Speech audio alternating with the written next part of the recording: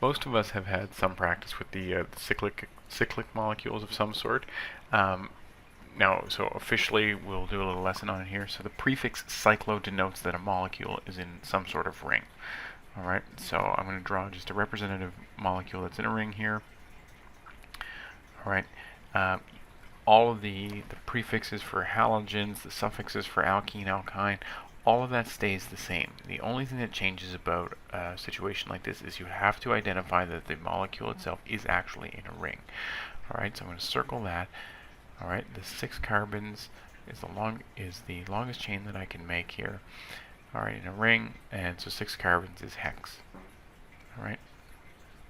I notice there's also an alkene in here, okay, and an alkene gets named using the suffix ene. Nothing changes about this.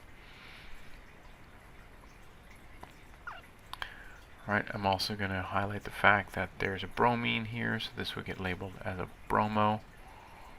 All right, that's going to get labeled with a prefix.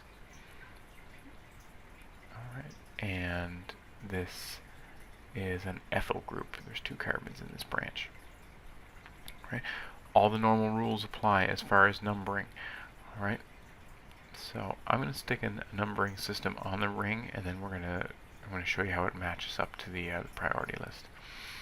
All right, so in this case only, all right, it will change with every single ring, all right, but the alkene is the highest priority functional group, so it has to be at carbon 1, all right.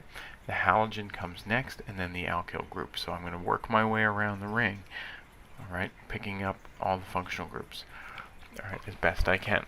All right, but again, the most important part is that the alkene, because its highest priority, needs the lowest number.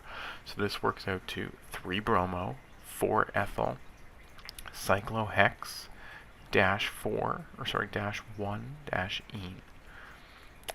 All right.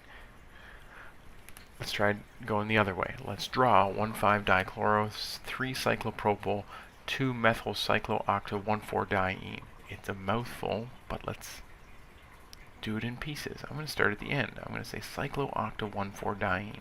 So cyclo means ring. Oct, there's 8 carbons within the ring. So here's an octagon. There's 8 carbons.